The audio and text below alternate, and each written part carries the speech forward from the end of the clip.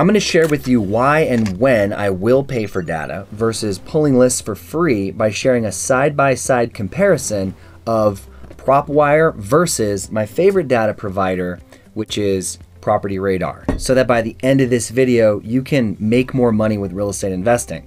And if you've never heard of Propwire, you can get 250,000 high quality records every single month for free, which obviously begs the question of this video: why would I ever pay for data? So it's time to make it easy. So because we're talking about data today, I'm going to throw my glasses on, and my goal is to pull a prospect list with the end goal in mind of purchasing that property subject to the existing mortgage, to rent it out to tenants and possibly wrap it to an end buyer.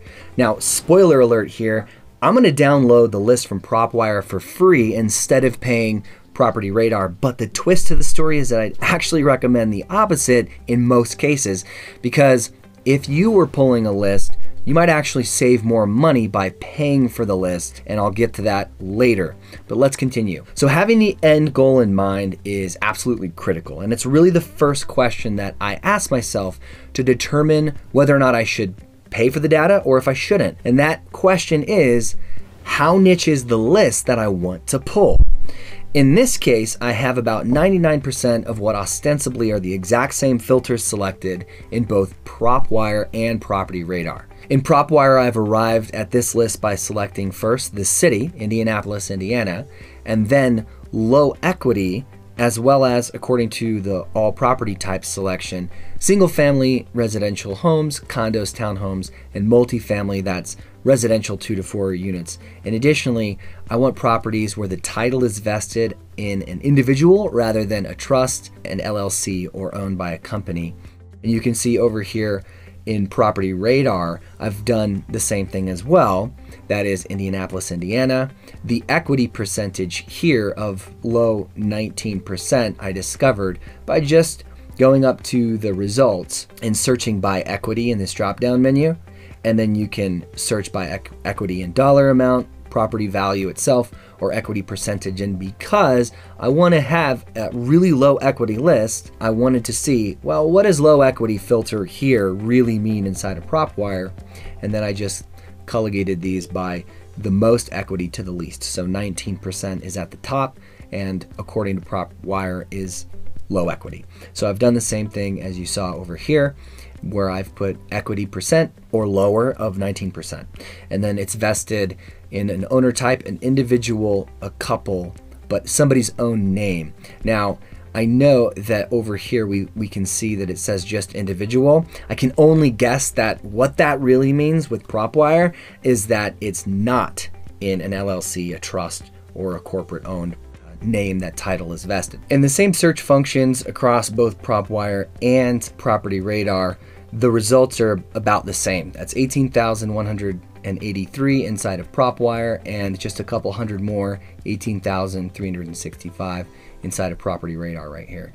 The thing that I want to change now and update is the purchase date. Now I have this just as a quick reference because it's obviously dated today, but we want to go 10 years back because I want there to be some sort of motivation, right? Since prices, generally speaking on a national scale over the last couple of years, have doubled in a lot of different markets and gone up substantially in others, then I want to go 10 years back. Now, this is one thing I don't really like too much about PropertyRadar, and that's the way that I have to select going back. So I want to go and just use these buttons. You could use this drop down, but to me, it's not really user friendly, and it never has been. So I'm just going to go to March 2013, and then I'm going to click that and then X out of the 2023 and update the criteria to see what we're left with. Now, I saved this specifically to enter these in to show you something that I actually really like about Propwire, obviously speaking to what I didn't like about PropertyRadar's search functionality, and that is this. We go to the advanced search functions here in the filters, and then we go to the financial details regarding when the last sale date was. We want to go to the same date. It's really easy. We just go here, and that's it. It took me no time at all. So I will select that day and then save and close, and it'll update the results. So that is just a function that I really like. And then when you can see 606 results versus 15 2,553, you kind of wonder, all right, what's going on here, right? This is one of the motivations for paying for data still, as sites like Propwire are working out glitches and details. Now, the big question is, why do both of these have such wildly different results when you have literally put both of the same search functions in? Well, the best guess that I can provide from managing data since 2009, doing this across multiple platforms, is some platforms are in their infancy stage, and PropertyRadar is absolutely not. They've been crushing it when they were back in 2009 called Foreclosure Radar. So they have it down, but what I'll do in this case is just remove that filter, because at this point, it doesn't really matter. If they've owned it for a couple different years, the values have gone up significantly pretty recently. So I'm not too concerned about it from my exit strategy. But I did mention to you earlier that I would explain why I would recommend you buy the data. That's kind of one of the reasons why, because we're sending every single day 5,000 or more correspondence. That is, whether it's text message or whether it's cold call, right, to prospects. You may not be doing it at that high of a level. So you want to have really super niche data and make sure that it's really good and that the people that you're spending money to market to, and not to mention skip tracing, those records that are prospect leads to get the contact information to market to them, that you actually get a good return on your investment, and that those people that you're targeting are possibly motivated sellers with the highest propensity to actually sell, so you can get a quicker return. For us, we're sending, as I mentioned, 5,000 or more a day, but for most investors, they're sending 5,000 to 10,000 a month, right? So that would be one of the reasons, as a little twist to the story, I'm going to be pulling this from Propwire, but there's one more really important thing I wanted to show you about these two platforms that leads me to say, hey, if I wanted to get super niche, what I'm going to do, having the end in mind, is I'm going to discuss my exit strategy with my team, and then I'm going to make sure I can answer another question that's really important. With my exit strategy, is there anything that I need to consider that's going to make it an easy yes for the seller, and at the same time, an easy yes for my underwriting team? Now, one thing that I haven't found anywhere else is the ability to take a list like this inside of PropertyRadar, which I'll just go full screen for you here, and then look at this and say, all right, so these people, they don't have a lot of equity. They're owned by an individual or a couple, or people vested the title in their own names or name, and it's multifamily, it's all residential, all the way to single family. Where's the benefit to me if they don't have any equity and I'm trying to purchase it subject to? What if their interest rate is 6% and they just recently got that? I don't want to pay 6% on a mortgage.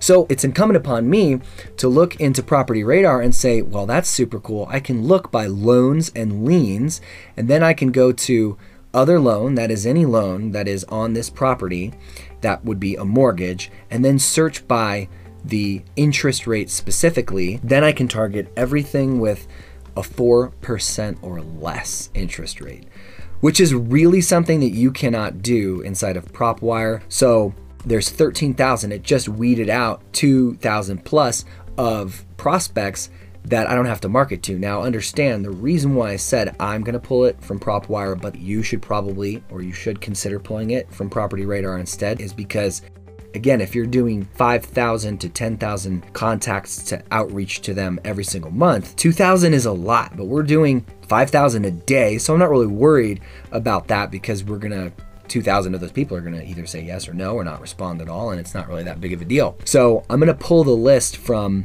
Propwire instead. And those are the two questions to ask yourself, right? Is this gonna be an easy yes for the seller? Thinking again first with the end in mind of what you're gonna be doing with that list. And if it is a yes, if it's like, yeah, I need to get super, super niche, I need to get really specific, then I would highly encourage you to specifically use PropertyRadar. So when you should actually not pay for data is when you're trying to cast a really wide net, and Propwire is definitely the choice you should make because it's free, right? It's absolutely free. So I would go in here to Indianapolis, Indiana. Let's say I wanted to go to tired landlords, and then I also wanted to get pre-foreclosures or foreclosures. Why would I want to pay for foreclosures or pre-foreclosures when I can get that same list ostensibly for free, right? By now you should know when to pay for data and when it makes sense to pull lists for free. Now that is one success habit of 2 that will make you more money in your real estate investing business. Now the second, that habit is unfortunately a huge failure spot for most investors, and if it is for you, it's stealing money out of your pocket, and basically you're just lighting your money on fire. To solve this problem and integrate this success habit within your own business, where we'll snuff that fire out, you can watch the next video where we'll show you exactly how to do that. So right here, there's your fire hose where we're gonna make it easy.